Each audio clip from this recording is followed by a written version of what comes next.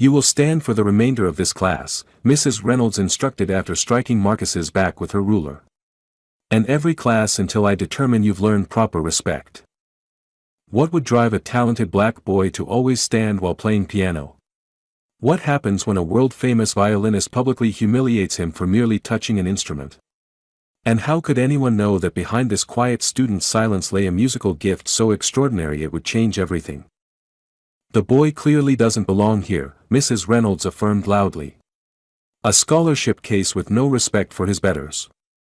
But what if talent speaks louder than prejudice? What if the greatest revenge is simply showing the world who you truly are? Dear viewer, if you are watching my story for the first time, I humbly request you write the location from where you are watching right now, subscribe this channel and press the bell icon now not to miss the notifications of my daily published new stories. Thank you, and let's dive into the full story.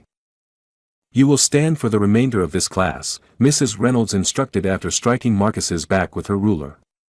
And every class until I determine you've learned proper respect.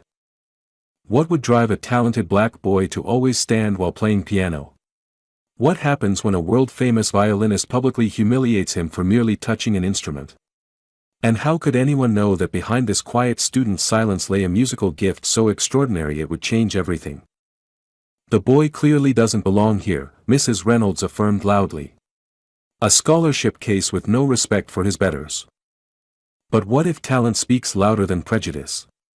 What if the greatest revenge is simply showing the world who you truly are?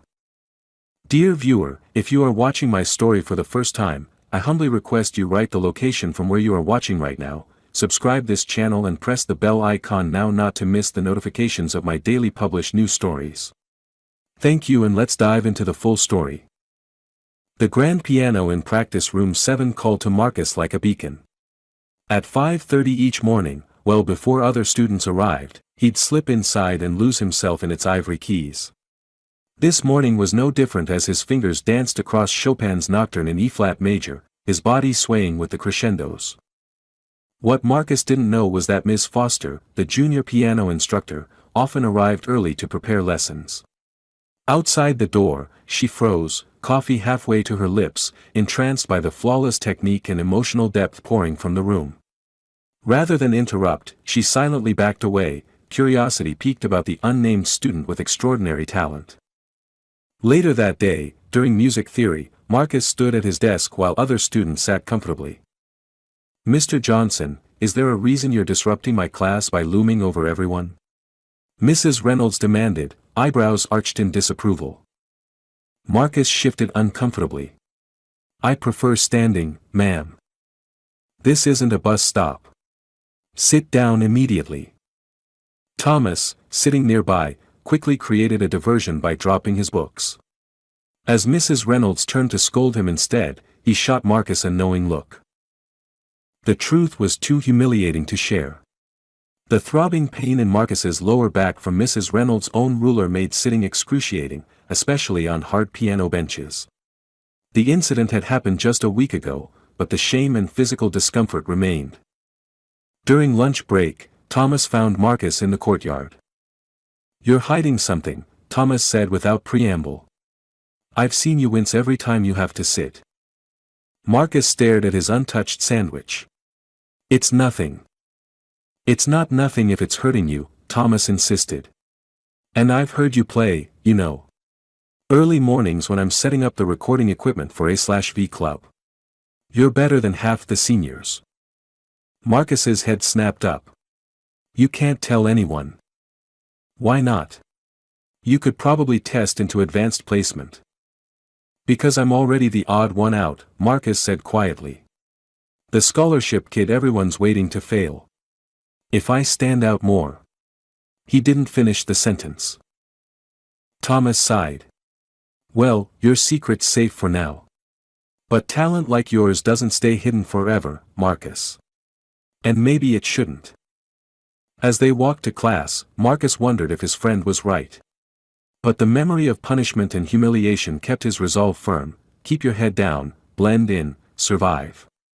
The music would have to remain his private sanctuary, at least for now. 1 week earlier, Marcus had arrived 20 minutes early to Mrs. Reynolds' introductory piano techniques class, eager to make a good impression. The classroom was empty except for the row of keyboards and the magnificent baby grand in the corner, Mrs. Reynolds' personal instrument that students were forbidden to touch without explicit permission. Drawn by its polished ebony surface and the promise of its touch, so different from the weathered upright he practiced on at home, Marcus approached it reverently. He simply wanted to feel the difference in the action of the keys, to understand why Mrs. Reynolds insisted that true musicians could tell the quality of an instrument in 3 notes. He sat cautiously on the bench, barely pressing middle C when the door slammed open. "What do you think you're doing?" Mrs. Reynolds' voice cut through the room like ice. "Stand up this instant." Marcus leapt to his feet, heart pounding. "I'm sorry, ma'am. You were just nothing," she hissed, advancing toward him. "That instrument costs more than your entire education here. Who gave you permission to place your hands on it?" By now, several students had gathered at the doorway, witnessing his humiliation with wide eyes. "No one, ma'am," Marcus admitted, his voice barely audible. Mrs. Reynolds' face contorted with contempt. "Turn around and place your hands on the bench." Confusion gave way to horrifying realization as Marcus saw her withdraw a wooden ruler from her desk. His legs trembled but found himself obeying, survival instincts kicking in. "We clearly need to establish respect for property at this institution," Mrs. Reynolds announced to the growing audience. "Perhaps this will serve as a lesson to all of you." The first strike across his lower back stole his breath. The second brought tears he refused to shed. By the third, whispers rippled through the watching students, a mixture of shock and uncomfortable complicity. "You will stand for the remainder of this class," Mrs. Reynolds instructed when she finished. "And every class until I determine you've learned proper respect." For 45 excruciating minutes, Marcus stood ramrod straight, back burning, playing basic scales while his classmates avoided eye contact. One girl looked ready to report the incident but was silenced by Mrs. Reynolds' pointed stare. After class, rumors spread like wildfire. Some said Marcus had tried to steal sheet music. Others claimed he'd scratched the piano deliberately. No one approached him directly to ask the truth. That night, examining the angry welts in his bathroom mirror, Marcus made a decision. He wouldn't tell his mother, she'd worked too hard to get him here, and a complaint might jeopardize his scholarship. He wouldn't stop playing, music was his lifeline. But he would protect himself by becoming invisible, unremarkable. As he practiced on their second-hand upright with his mother working the late shift, Marcus played softly, channeling his humiliation and pain into Beethoven's Moonlight Sonata. Each note carried his silent promise: someday, they would hear him. Someday, they would see him. But only when he was ready, and on his terms. 2 weeks had passed since the incident with Mrs. Reynolds, and Marcus had perfected the art of invisibility. He excelled quietly, submitted flawless written assignments, and practiced standing in a way that no longer drew attention. His back had mostly healed, though sitting for long periods still caused discomfort. On a crisp autumn morning, Dr. Williams called an unexpected assembly in the main auditorium. Excited whispers filled the room as students speculated about the reason. "Maybe they're canceling midterms," Thomas suggested hopefully as he and Marcus found seats in the back row. Dr. Williams approached the microphone, his expression unusually animated. "Students, I have extraordinary news. Through a generous arrangement with Mr. Mitchell, our most distinguished benefactor," he gestured to a silver-haired man in an impeccable suit, "Oakwood Academy will host none other than Victor Kazan for a 3-day master class next week." The auditorium erupted in gasps and applause. Even Marcus felt his pulse quicken. Victor Kazan was legendary, a violin virtuoso whose recordings had dominated classical charts for decades. Mr. Kazan will observe classes, provide individual coaching to select students, and perform at the fundraising gala next Friday, Dr. Williams continued. "This is an unprecedented opportunity to learn from one of the greatest musicians of our time." Mrs. Reynolds practically glowed with self-importance as she joined Dr. Williams on stage. "As senior faculty member, I'll be coordinating Mr. Kazan's schedule. Only our most promising students will be considered for private instruction." Her gaze swept over the audience, deliberately skipping over Marcus. "You should apply," Thomas whispered. "I've heard you play, remember? You're exactly the kind of talent Kazan should hear." Marcus shook his head slightly. "I can't. Because of Reynolds. She doesn't get to decide how good you are." After the assembly, excitement buzzed through the hallways. Display cases were polished, performances rehearsed, and gossip about Kazan's temperamental reputation circulated wildly. "They say he once walked out on the Vienna Philharmonic because the conductor was 2 beats off," a senior violinist told her wide-eyed audience. "And he refuses to play on instruments he hasn't personally approved." That night, alone in his room, Marcus pulled up videos of Kazan's performances on his mother's old laptop.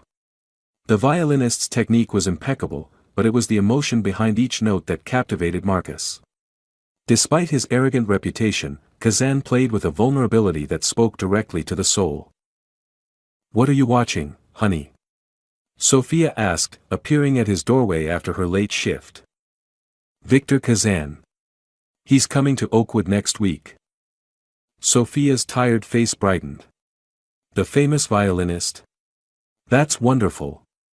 Will you get to play for him?" Marcus closed the laptop. "No, Mom. But it'll be cool to see him." He didn't tell her how much he longed for someone like Kazan to hear him play, really hear him. Someone who might recognize what Marcus himself was beginning to suspect, that his connection to music went beyond talent into something rarer.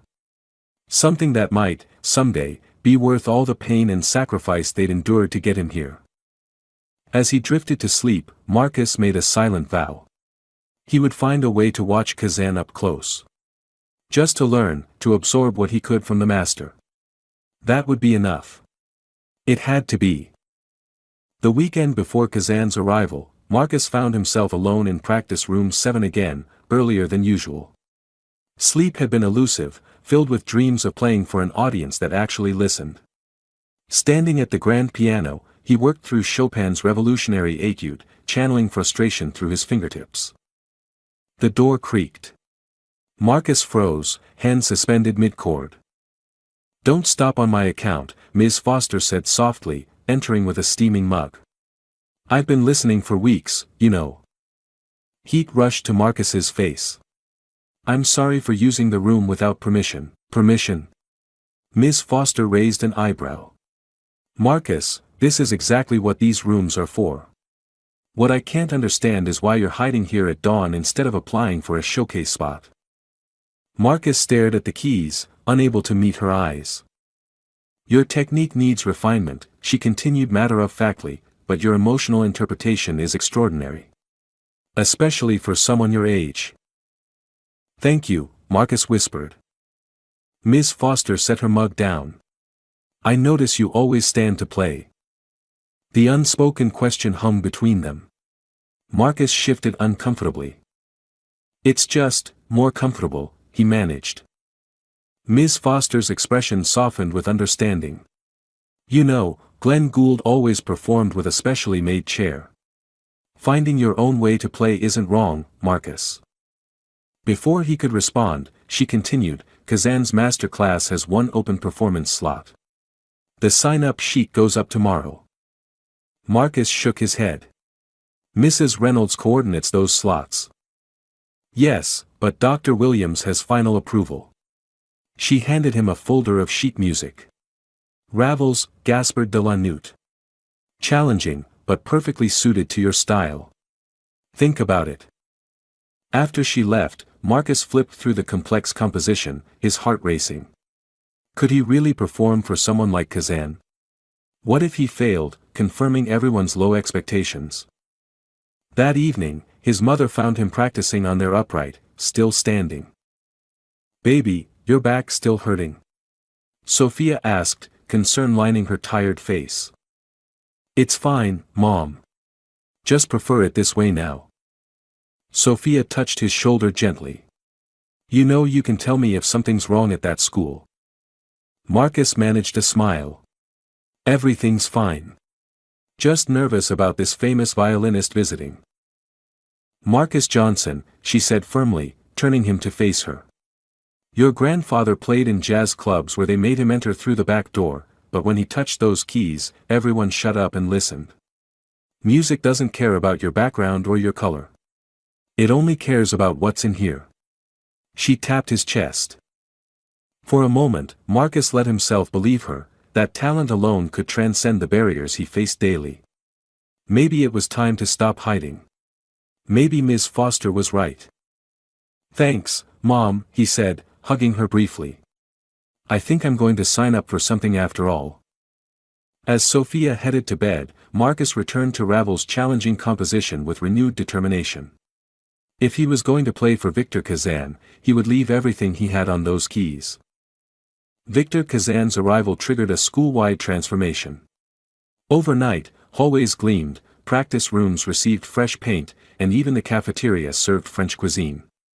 Students replaced casual clothes with formal attire, clutching sheet music and instruments like shields against the great man's anticipated criticism. A sleek black Mercedes pulled into the circular driveway precisely at 9. Dr. Williams stood at attention with Mrs. Reynolds and Mr. Mitchell flanking him like sentries. The crowd of students held a collective breath as the chauffeur opened the rear door. Victor Kazan emerged with calculated slowness, a slender man in his 50s with silver-streaked hair and a bespoke suit that whispered old-world wealth. His expression remained impassive as he surveyed the assembled crowd, offering a perfunctory nod in lieu of a smile. "Mr. Kazan," Dr. Williams stepped forward, hand extended. "What an honor to welcome you to Oakwood Academy." Kazan barely touched the offered hand. "The acoustics in your main hall, they've been addressed since my advanced team's visit?" "Yes, sir. We've installed the dampening panels you requested and recalibrated the I'll judge for myself during sound check." Kazan interrupted, his accent crisply Eastern European. "And my Guarneri?"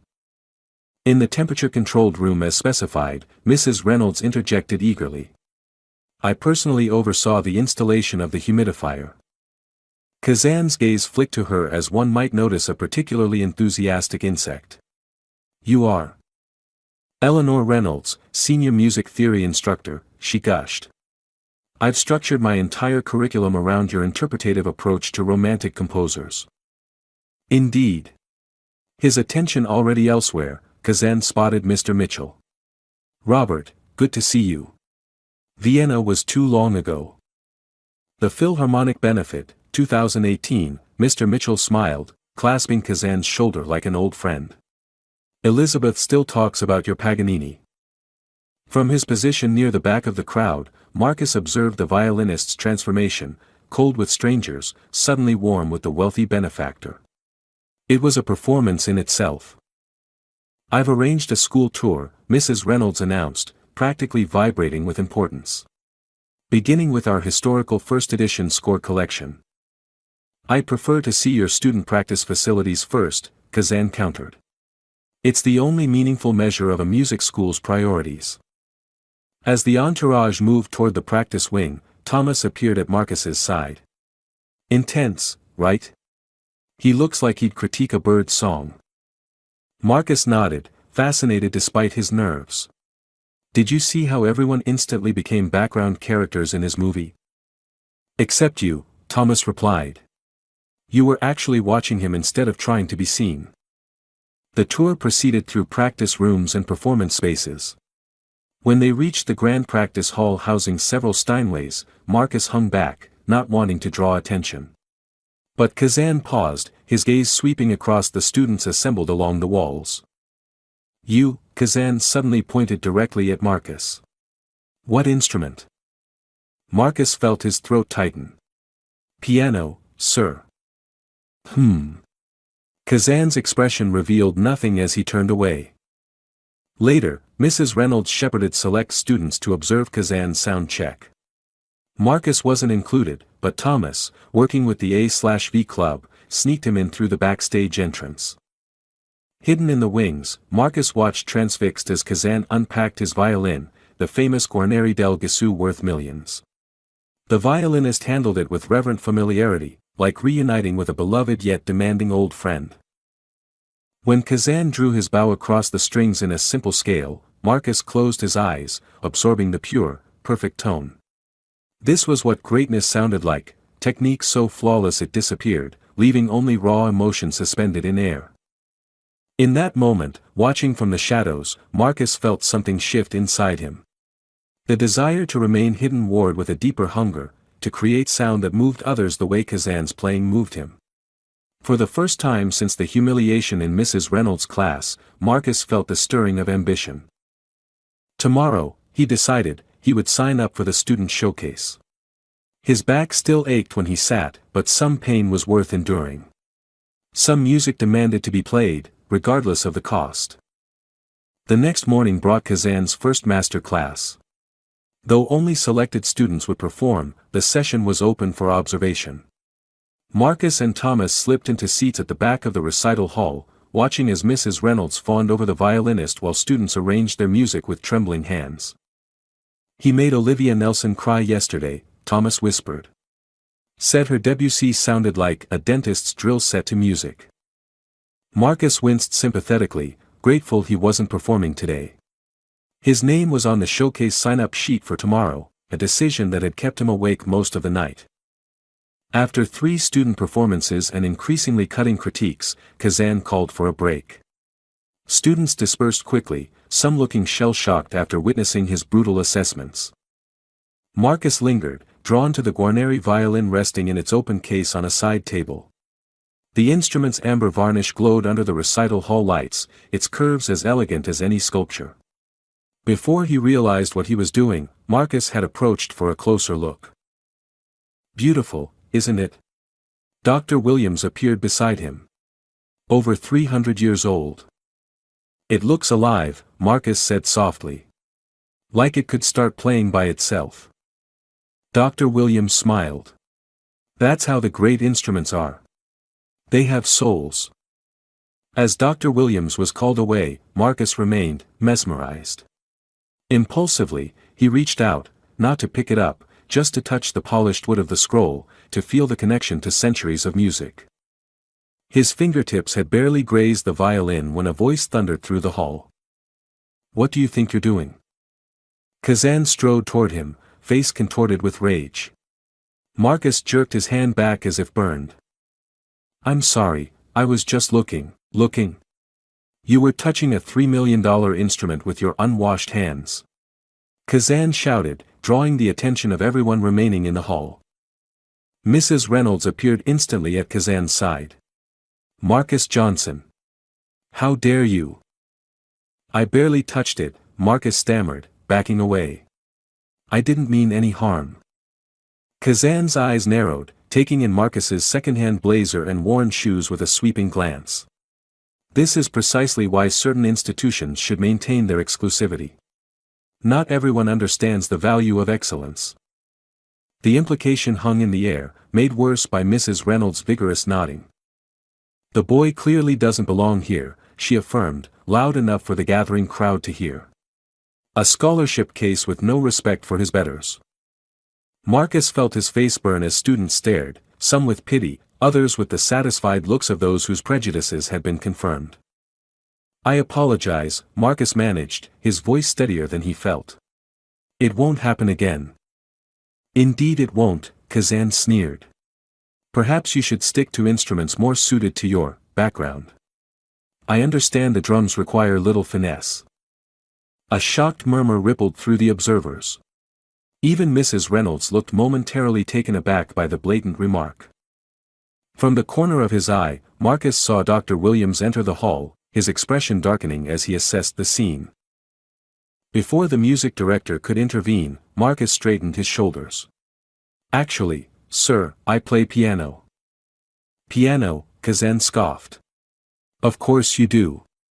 Everyone with 2 hands thinks they can play piano."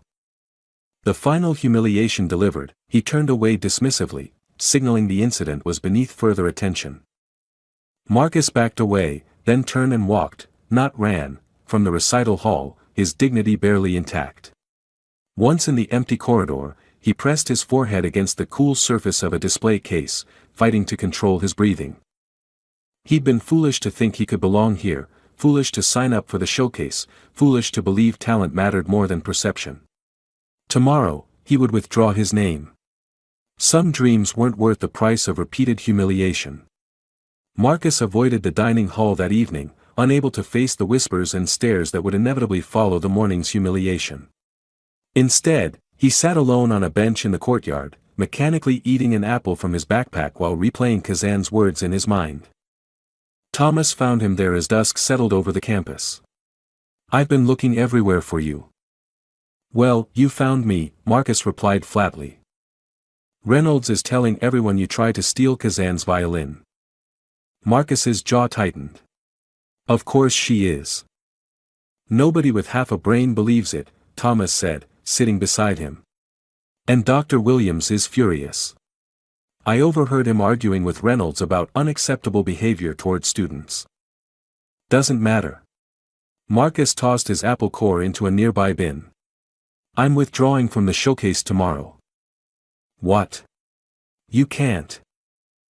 "Watch me." Marcus stood, wincing slightly as his back protested. "This place isn't for people like me, Thomas. I was stupid to think otherwise." "That's exactly what they want you to believe," Thomas insisted, grabbing Marcus's arm. "Look, my dad's a janitor at the city concert hall. When I got accepted here, kids like Preston Whitaker asked if musical talent was contagious through toilet seats. You think I haven't heard I don't belong?" Marcus hesitated, seeing his friend properly for the first time. "I didn't know. Because I don't advertise it. But I'm here because I can play, same as you." Thomas's eyes flashed with determination. "Kazan's an arrogant jerk. Are you really going to let him win?" Before Marcus could respond, his phone buzzed with a message from his mother, "Working late. Leftover chicken in fridge. Love you." The simple text squeezed his heart. Every late shift, every extra hour, every sacrifice, all so he could attend a school where people like Kazan and Reynolds made it clear he wasn't welcome. "I need to go," Marcus said abruptly. "See you tomorrow." At home, the empty apartment echoed with silence. Marcus moved to their upright piano, fingers hovering over the keys without pressing down. For the first time in years, he felt no desire to play. He was heating leftover chicken when a knock startled him. Opening the door revealed Miss Foster, looking slightly uncomfortable standing in the hallway of his apartment building. "I apologize for the intrusion," she said. "Dr. Williams provided your address. May I come in?" Bewildered, Marcus stepped aside. Ms. Foster entered, taking in the modest but tidy apartment with a neutral expression. "I heard about what happened today," she said without preamble. "And that you're planning to withdraw from the showcase." Marcus crossed his arms defensively. "It's my decision." "It is," she agreed calmly. "But before you make it, there's something you should know." She placed a USB drive on the table between them. "I recorded you playing last week. The Chopin, specifically." "You what?" Marcus stared at the small device in shock. "I've been teaching for 20 years, Marcus. I know exceptional talent when I hear it." Her expression softened. "I also know what it's like to be underestimated and overlooked." She gestured toward the drive. "I played this for Dr. Williams this afternoon. He agrees with my assessment. You don't just have talent, Marcus. You have a gift." Marcus swallowed hard, fighting contradictory emotions. "It doesn't matter. You saw what happened." Kazan, Ms. Foster interrupted, "is a brilliant violinist and a deeply flawed human being. His opinion of you means nothing compared to what's inside you." She pointed to the piano. "That's your voice, Marcus. Are you really going to silence it because someone like him couldn't bother to listen?" When Marcus didn't respond, she walked to the door. "The showcase starts at 7 tomorrow evening. Your mother works at Mercy Hospital, right? I'll make sure she receives a personal invitation." After she left, Marcus stared at the USB drive for a long time. Finally, he plugged it into his laptop and listened to himself play, really listened, as if hearing a stranger.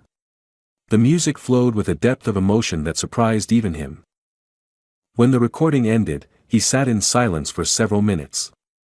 Then, Slowly, he moved to the piano and began to play, not Ravel or Chopin, but a piece taking shape in his mind, channeling everything he couldn't put into words. By the time his mother returned home at midnight, exhaustion etched in every line of her face, Marcus had made his decision. "Mom," he said quietly as she hung up her coat. "There's something important tomorrow evening I need you to attend."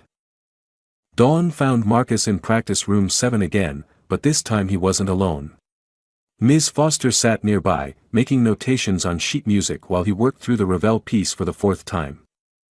"The arpeggios in the 3rd movement still need work," she observed, "but your interpretation of the opening is remarkable." Marcus paused, stretching his fingers. "Mrs. Reynolds will try to block me from performing." "Let us handle Mrs. Reynolds," Ms. Foster replied with unexpected steel in her voice. "Focus on the music." After Marcus left for his morning classes, Ms. Foster met with Dr. Williams in his office. Thomas, recruited to help with their plan, waited outside, pretending to study while eavesdropping. "Eleanor has overstepped for the last time," Dr. Williams said, his normally calm voice tight with anger. "Physical punishment of a student? Allowing racial comments to go unchallenged. This isn't what Oakwood stands for." "The board still needs to approve any disciplinary action," Ms. Foster reminded him. "And with Kazan here and the fundraising gala tomorrow, Kazan's presence makes this more urgent, not less."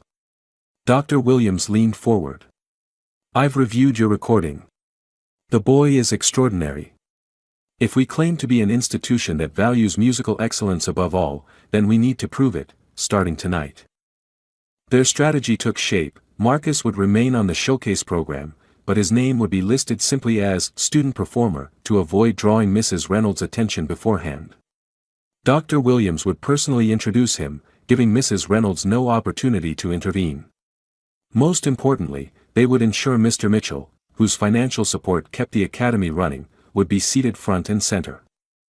Meanwhile, Thomas helped Marcus prepare in other ways. "Reynolds always sits in the 3rd row, left side," he explained between classes. "Kazan will be next to Mitchell in the reserved section, right side. Focus on them, not her." "And if they hate it?" Marcus asked, the doubt creeping back into his voice. "Then you'll still have played your heart out in front of the entire school," Thomas said simply. "No one can take that away from you." During afternoon rehearsal, technical staff positioned the Steinway Concert Grand center stage. Marcus practiced standing at the keyboard, making slight adjustments to his posture to accommodate his still tender back. Ms. Foster watched critically, suggesting modifications to enhance both comfort and technique. "Remember," she advised, "Kazan's criticism comes from insecurity. True masters lift others up, they don't tear them down." As rehearsal ended, Dr. Williams appeared, handing Marcus a formal black suit. "My son's," he explained. "He's about your size. Can't have you playing Ravel in a school blazer." The simple kindness nearly undid Marcus's composure. "Thank you, sir." Dr. Williams clasped his shoulder briefly. "You know, in 30 years of teaching, I've maybe encountered 3 students with your level of natural musicality. Whatever happens tonight, don't let anyone dim that light inside you." As evening approached, Marcus's mother arrived, still in her hospital scrubs but wearing fresh lipstick and a proud smile that bolstered his courage. Ms. Foster greeted her warmly, explaining enough about recent events for understanding without causing undue worry. 5 minutes before the showcase began, Marcus stood backstage in Dr. Williams' son's suit, hands slightly trembling as he listened to the murmur of the assembling audience. Thomas appeared with a glass of water. Full house. Mitchell brought some serious donors. And, he hesitated, Kazan's in the front row, looking bored already. Marcus took a deep breath, thinking of his grandfather playing in those backdoor clubs, of his mother's double shifts, of every person who doubted him. "Good," he said, surprising himself with his steady voice. "Let's wake him up."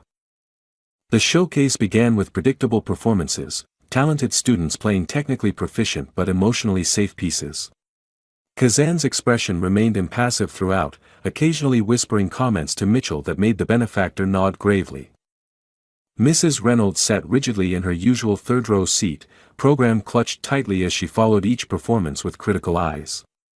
When Dr. Williams stepped on stage after the seventh performer, she frowned at her program, clearly confused by the unlisted interruption.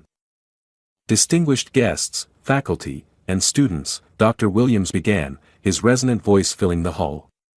"Before our final performance, I'd like to share a personal observation. In my years as an educator, I've learned that true musical genius often appears in unexpected places, requiring not just recognition but nurturing." Mrs. Reynolds' frown deepened as she glanced around, noticing Ms. Foster's absence from the faculty section and Marcus's mother in the reserved seating area. "Tonight's final performer represents what Oakwood Academy strives to embody, extraordinary talent that transcends background and circumstance," Dr. Williams continued. "Please welcome freshman student, Marcus Johnson." A murmur rippled through the audience as Marcus walked on stage. Mrs. Reynolds half rose from her seat, face contorted with disbelief. "This is outrageous," she hissed loudly. "That boy isn't authorized to perform." Dr. Williams didn't acknowledge her outburst. "Marcus will perform Ravel's Gaspard de la Nuit, considered one of the most technically challenging works in the piano repertoire." Kazan straightened slightly, his boredom giving way to skepticism as Marcus approached the Steinway, standing rather than sitting at the keyboard. His eyes narrowed, recognizing the boy from the violin incident. Marcus positioned himself at the piano, adjusting the pedals for his standing posture. His gaze briefly met his mother's encouraging smile, then focused entirely on the keyboard. Just as his hands touched the keys, Mrs. Reynolds strode down the aisle toward the stage. "This is completely inappropriate. Mr. Kazan, I apologize for this disruption. The boy isn't qualified, Mrs. Reynolds." Mitchell's calm voice cut through her protest. "Please return to your seat or step outside. Some of us are here to listen to music." She froze, caught between her outrage and the warning in Mitchell's tone. Before she could decide, Marcus began to play. The haunting first notes of Undine silenced the hall instantly. Even Kazan's expression shifted from dismissal to surprise as Marcus's fingers created the shimmering, water-like passages with fluid precision. Mrs. Reynolds remained standing in the aisle, her protest dying on her lips as Marcus navigated the complex technical passages without faltering. His standing posture, initially awkward-looking, now seemed to enhance his performance, allowing his entire body to become part of the musical expression. Dr. Williams moved quietly to Mrs. Reynolds' side. "Perhaps we should discuss your methodologies after the performance," he murmured. "Including your approach to discipline." Color drained from her face as understanding dawned. "He told you?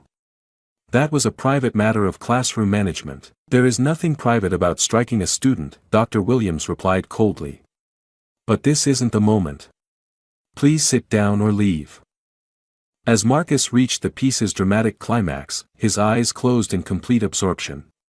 The audience sat transfixed, many leaning forward as if physically drawn to the sound. Kazan's initial skepticism had transformed into intense scrutiny, his expert ear detecting not just technical competence but rare interpretative insight. The final movement, Scarbo, with its notorious difficulty, showcased Marcus's extraordinary talent beyond question. His fingers flew across the keys with both precision and passion, standing tall despite the physical demands, channeling weeks of pain and humiliation into transcendent sound. When the final notes faded, the hall remained silent for 3 heartbeats. Then Mitchell rose to his feet, applauding with genuine enthusiasm. The audience followed, erupting in a standing ovation that continued as Marcus finally looked up, momentarily dazed as if waking from a dream. Mrs. Reynolds stood frozen in the aisle, her face a conflict of emotions, anger, disbelief, and the dawning realization that her position at Oakwood might be in jeopardy. She clutched the program so tightly it crumpled in her fist. But it was Kazan's reaction that captured Marcus's attention. The violinist remained seated while those around him stood, his expression unreadable. Then, with deliberate slowness, he too rose, his applause measured but unmistakably respectful. As Marcus took his bow, their eyes met across the distance. In that moment, something passed between them, a recognition between artists that transcended age, race, and circumstance. Not forgiveness, not yet, but acknowledgement, the beginning of something neither could have anticipated. The applause continued as Marcus took a second bow, still somewhat disoriented by the sea of standing audience members. In the front row, his mother wiped tears from her cheeks while maintaining a radiant smile. Beside her, Mitchell was speaking animatedly to a group of wealthy-looking patrons, gesturing toward the stage. Dr. Williams eventually stepped forward to guide Marcus backstage, where Thomas waited with a bottle of water and an expression of stunned admiration. "Dude," Thomas whispered, "you just changed everything." Before Marcus could respond, Ms. Foster appeared, her typical composure replaced by barely contained excitement. "Phenomenal," she said, squeezing his shoulder. "Absolutely phenomenal. I've never heard Scarbo played with such controlled intensity, not even by professionals twice your age." More faculty and students pressed into the wings, offering congratulations that Marcus absorbed in a daze. The performance had transported him so completely that returning to reality felt like stepping from one world into another. Through the crowd, Marcus glimpsed Kazan speaking with Mitchell near the stage door, their conversation appearing intense. Noticing Marcus watching, Mitchell beckoned him over. "Young man," Mitchell said warmly, "you've made this old patron very happy tonight. I've been telling Victor here that Oakwood needs more students with your kind of fire." Kazan regarded Marcus with eyes that missed nothing. "You play standing because of injury?" he asked directly. Marcus hesitated before answering honestly. "Yes, sir." "Interesting adaptation." Kazan's tone remained neutral, clinical. "Your technique requires refinement, particularly in the left-hand arpeggios, but your musicality." He paused, seeming to choose his words carefully. "It is not what I expected." From Kazan, this constituted high praise. Marcus nodded, unsure how to respond. "The Ravel," Kazan continued. "How long have you been working on it?" 2 weeks, sir." Kazan's eyebrows rose slightly. 2 weeks. Impossible. "It's true," Ms. Foster confirmed, joining them. "Marcus learns at an extraordinary rate." Something shifted in Kazan's expression, a crack in the facade of superiority. "In my youth, I learned Paganini's Caprices in a month when my teachers said it would take a year," he said quietly. No one believed me either. This unexpected revelation hung in the air between them. For the first time, Marcus saw beyond the famous violinist's arrogance to the young prodigy he must once have been, perhaps also disbelieved, perhaps also fighting to be recognized. The moment was interrupted by a commotion near the dressing rooms. Mrs. Reynolds was engaged in a heated exchange with Dr. Williams, her voice rising despite his attempts to keep their conversation private. "This was orchestrated to humiliate me," she accused loudly. "That boy has been manipulating everyone from the start." Marcus tensed, the familiar shame threatening to overshadow his triumph. But before it could take hold, his mother appeared at his side, slipping her hand into his. "I am so proud of you," Sophia said, her voice steady enough for those nearby to hear clearly. "Your grandfather would have been too." Kazan observed this interaction with unexpected thoughtfulness. Then, making a decision, he addressed Sophia directly. "Mrs. Johnson, your son has remarkable talent. With proper guidance, he could have a significant career." Sophia straightened, meeting the famous violinist's gaze without intimidation. "My son has always had talent, Mr. Kazan. What he needed was the opportunity to be heard." The simple truth of her statement registered on Kazan's face. He inclined his head slightly, acknowledging her point with unexpected humility. As the crowd began dispersing toward the reception, Marcus found himself walking beside Kazan, an awkward silence between them. "I believe I owe you an apology," Kazan finally said, the words clearly unfamiliar on his tongue. "My comments yesterday were unacceptable." "Thank you," Marcus replied simply. "You understand," Kazan added with a trace of his former arrogance, "that talent of your caliber comes with responsibility. It must be developed with discipline and proper instruction." Marcus smiled slightly. "Yes, sir. I understand perfectly. As they entered the reception hall, Kazan asked unexpectedly, would you be interested in playing for my foundation's Young Artist program this summer? Marcus blinked in surprise. Yes, I would. Good. Kazan nodded briskly. We need voices like yours. Now, if you'll excuse me, I should speak with Mitchell about tomorrow's gala. As the violinist walked away, Thomas appeared at Marcus's side, grinning. From public humiliation to master class invitation in 24 hours. Not bad, Johnson. Not bad at all. The following morning, Marcus arrived at school to find the atmosphere transformed. Students who had previously ignored him now offered congratulations. Several faculty members stopped him in the hallway to express their admiration for his performance. During his first class, Dr. Williams made a brief announcement. Mrs. Reynolds would be taking an extended sabbatical, effective immediately. Her classes would be covered by other faculty until a replacement could be found.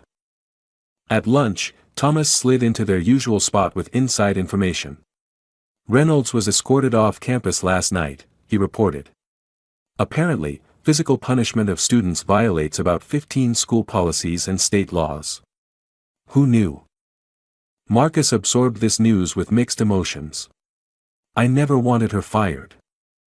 You didn't fire her, Thomas pointed out. Her own actions did. Later that afternoon, Marcus was summoned to Dr. Williams' office, where he found Mitchell and Kazan waiting alongside the music director. Marcus, Dr. Williams began warmly, we have a proposition for you. Mitchell leaned forward. I've established a new scholarship program at Oakwood. Full tuition, private lessons, and summer study opportunities for exceptional students with financial need. And you want me to apply? Marcus asked. No, Mitchell smiled. We want you to be its first recipient. Kazan cleared his throat. The Mitchell-Williams Scholarship, he specified. I've agreed to serve as an occasional master instructor. Marcus absorbed the significance of the name, honoring both the wealthy benefactor and the black music director who had believed in him. Thank you, he said sincerely. But I hope it won't just be for pianists. An excellent point, Dr. Williams nodded. Talent comes in many forms. That evening, Marcus played for his mother on their humble upright, not Ravel or Chopin, but an original composition he'd been developing since the showcase.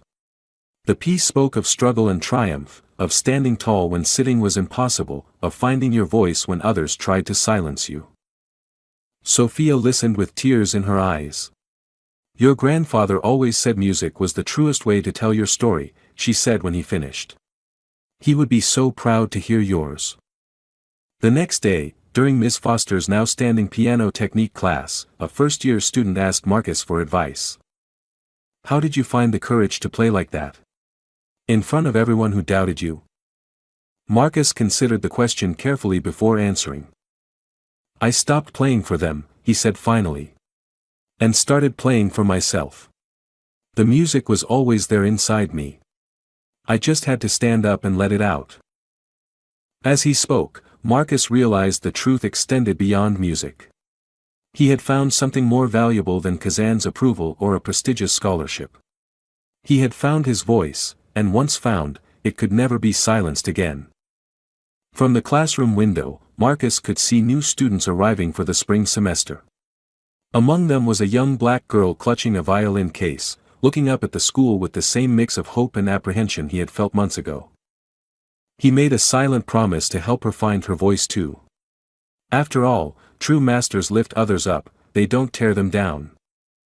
And Marcus Johnson, standing tall at his piano, was well on his way to becoming a true master indeed. Dear friend, this story reminds us that talent knows no boundaries, not race, not background, not circumstance. Yet too many brilliant minds face barriers built from prejudice rather than merit. Like Marcus, they're forced to stand tall in a world that expects them to remain seated and silent. True excellence isn't about pedigree or privilege, it's about passion, perseverance, and the courage to let your unique voice be heard, even when others try to silence it. If this story touched your heart, please like this video and subscribe to our channel. With each share, we help spread the message that everyone deserves the opportunity to shine, regardless of where they come from. Together, we can create a world where talent is nurtured, not overlooked, where everyone can stand tall.